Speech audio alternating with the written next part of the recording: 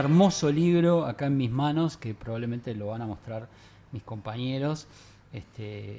Hermosa edición, me enamoré ya solo del objeto, ¿no? Y después, bueno, el contenido es de lo que vamos a hablar ahora. El libro se llama El tiempo no para, escrito por dos historiadores, Aldo Marchesi y Vania Markarian, y el subtítulo sería Historia, Crisis y Futuro para pensar proyectos de izquierda. Del libro vamos a hablar, así que la bienvenida para Vania y para Aldo. Muchas gracias por acompañarnos en el día de hoy. Bueno, muchas gracias por invitarnos a hablar del libro. Y gracias porque nosotros rompimos nuestra rutina diaria y los hicimos esperar un poquito más. Me imagino que les dieron el excelente café que tenemos acá en el Café La Diaria, que pueden venir a disfrutar a partir de las 12, por supuesto.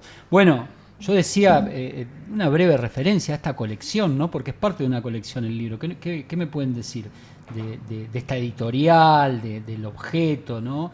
Y de qué hay además del libro de ustedes, ¿no? Bueno, la colección se llama Nuestra Política, es de Ediciones del Berretín. La colección es una idea en realidad de un sociólogo argentino-uruguayo-francés, hace muchos años radicado en Francia, Denis Merklen, que quizás conocen, han dado también por los medios en Uruguay. Y bueno, él tenía esta idea de hacer una colección que pensara qué ideas necesita hoy nuestra política para volver a pensarse. Ese es un poco el origen del nombre. Este es el segundo título. El primero es del argentino Eduardo Rinesi. Y bueno, el nuestro en realidad tiene origen en un artículo en La Diaria, así que estamos volviendo a casa en ese sentido, que escribimos juntos también, marcando los 70 años de la Declaración Universal de Derechos Humanos del 48.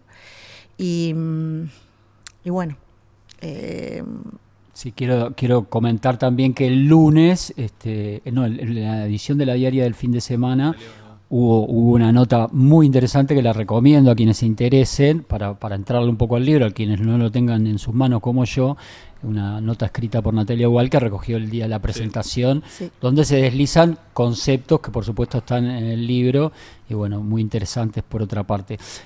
El libro lo recibí hace poco, yo les comentaba, bueno, leí las primeras 50 páginas, llegué al primer capítulo, a liquidar el primer capítulo, y un primer capítulo que arranca con algo que es muy de estos tiempos, y bueno, y de alguna manera tiene que ver con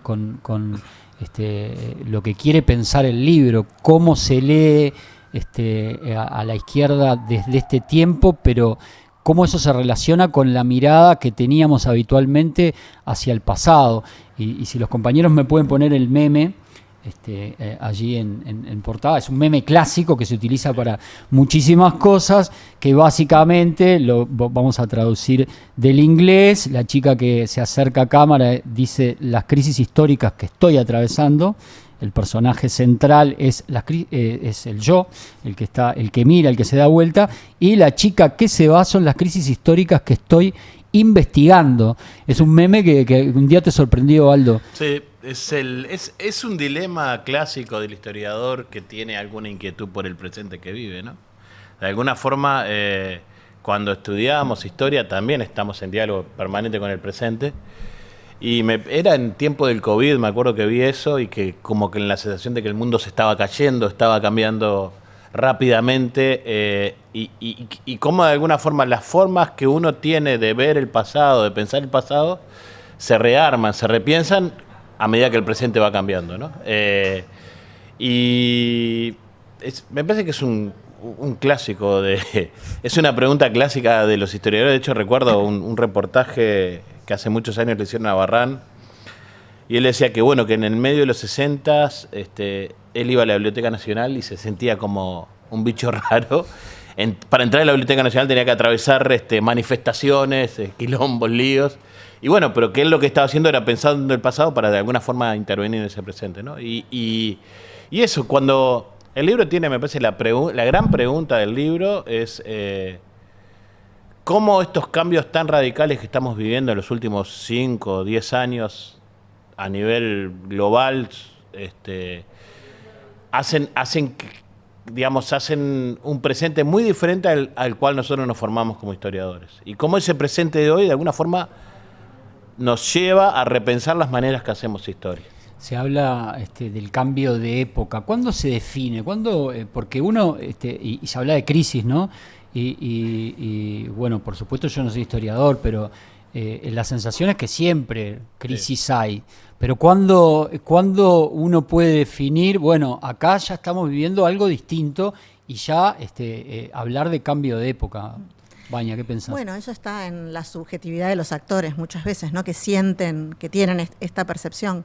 De hecho, creo que lo decimos en el libro, no hay, las ciencias sociales, la historiografía en particular, un poco más la economía, no tienen unos instrumentos precisos para decir esto es una crisis, ¿no? En la economía sí, a veces está más definido. La crisis del 2002, claro. Todos referenciamos. Con unos indicadores económicos, financieros claros de un sistema que entra en turbulencia. En principio, eso, más que cambio de época, es la crisis puntual del sistema. Pero a los historiadores nos importa mucho porque trabajamos con el tiempo, ¿no? Y cuando percibimos una crisis del presente, sentimos eso, un cambio de época.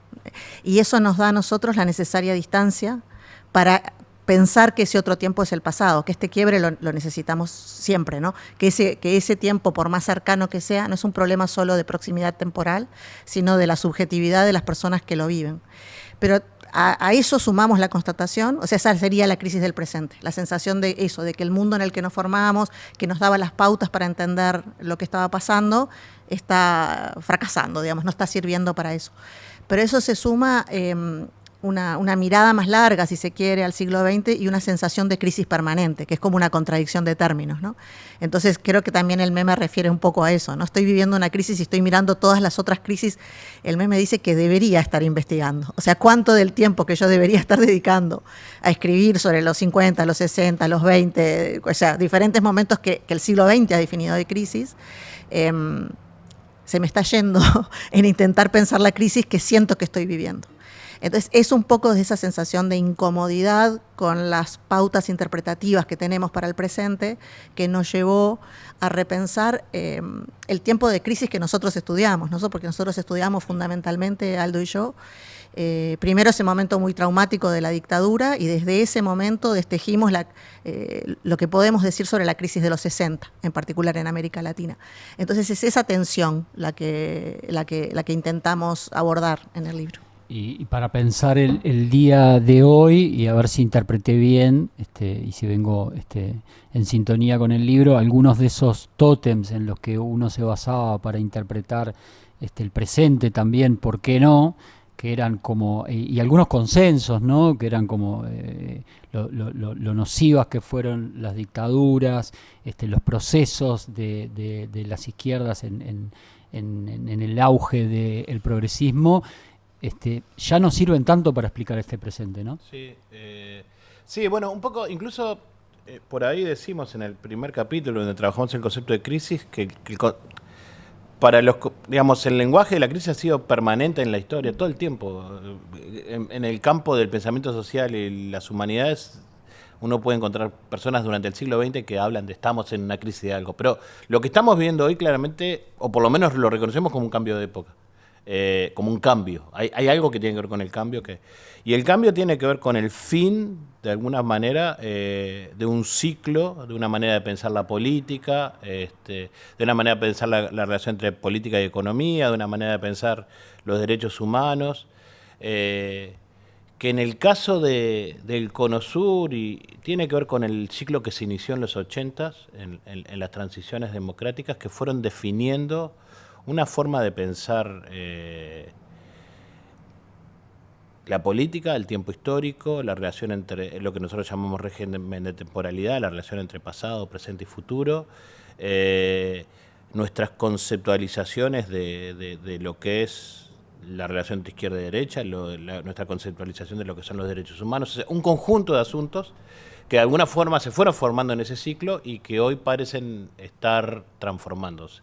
Claro, que es como esa sensación de que no hace tan poco tiempo no nos imaginábamos que alguien, no sé, un Bolsonaro, por ejemplo, podría reivindicar la dictadura con 10 cámaras adelante y con la atención de todo el pueblo brasileño y, bueno, por ende del resto del mundo. No era como lo veíamos como imposible que alguien se animara a hacer eso. Y ahora es como lo más habitual, ¿no?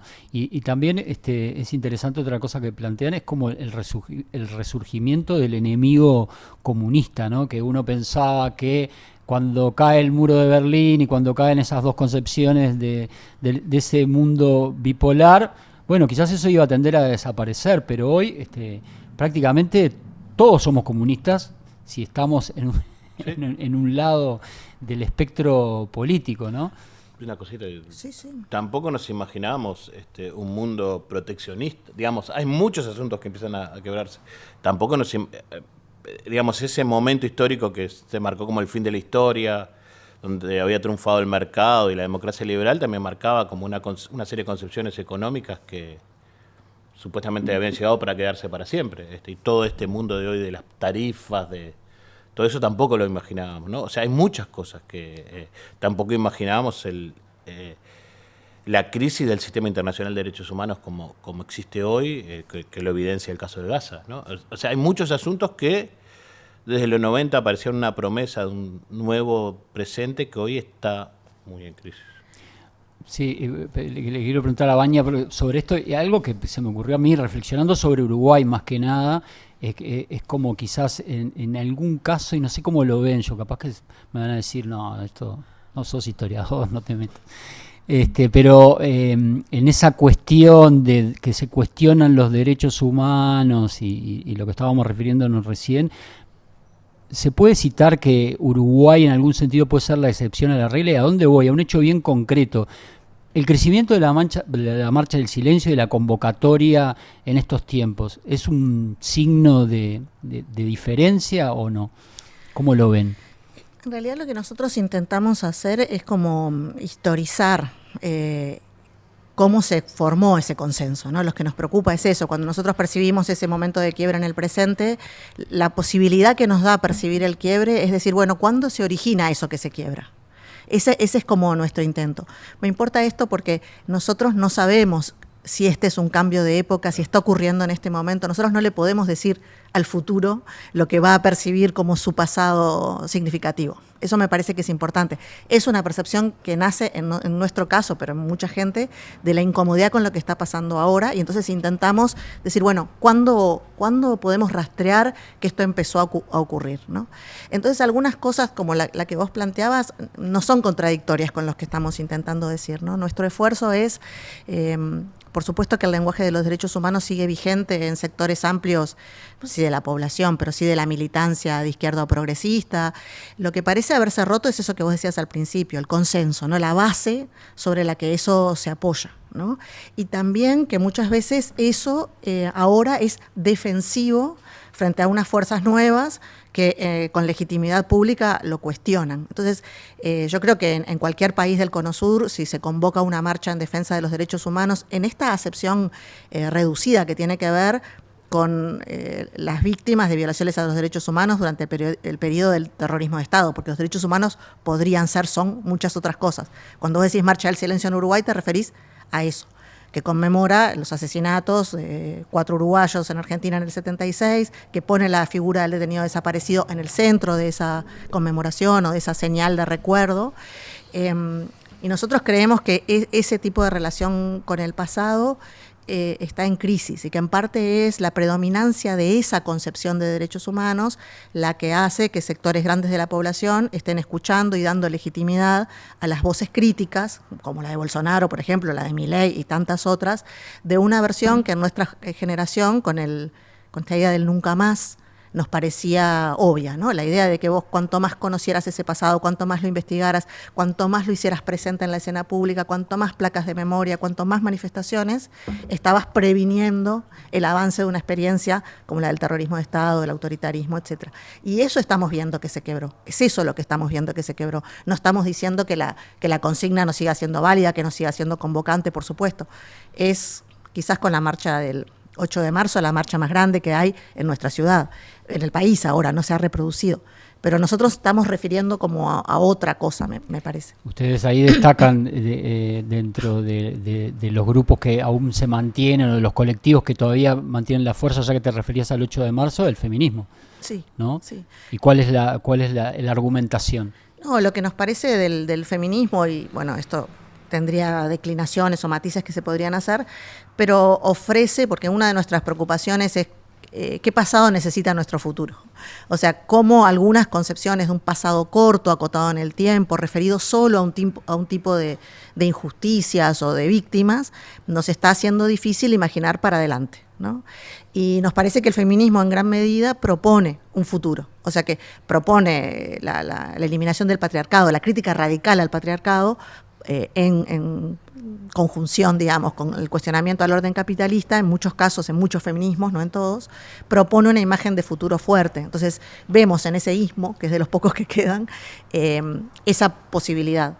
Siempre y cuando, también lo decimos, o sea, no sé, el uso o la conjunción de esa fuerza social potente con unos reclamos que sean a su vez universalistas, de justicia social, de igualdad, a nivel de toda la sociedad, ¿no? Porque una de las preocupaciones que también manifestamos con respecto al lenguaje de los derechos humanos es esa permanente subcategorización de víctimas, ¿no? Que a veces va en contra de una apelación más universalista, de la generación de un nosotros más amplio que pueda proponer unos cambios más estructurales, ¿no? Entonces, bueno, esa es nuestra visión del feminismo. Y sobre todo hacer converger los tipos de crítica, los tipos de reconstrucción del pasado, del tiempo, que podrían servir para pensar un proyecto de cambio social. Otro de los temas en cuestionamiento para pensarse es la agenda de derechos, ahora que también veníamos hablando de feminismo, y bueno, hoy todo se ha transformado en woke, o woke, como algunos le dicen woke en español, otros le dicen woke, y lo más sorprendente quizás es que muchas veces se ha cuestionado incluso desde la propia izquierda, ¿no?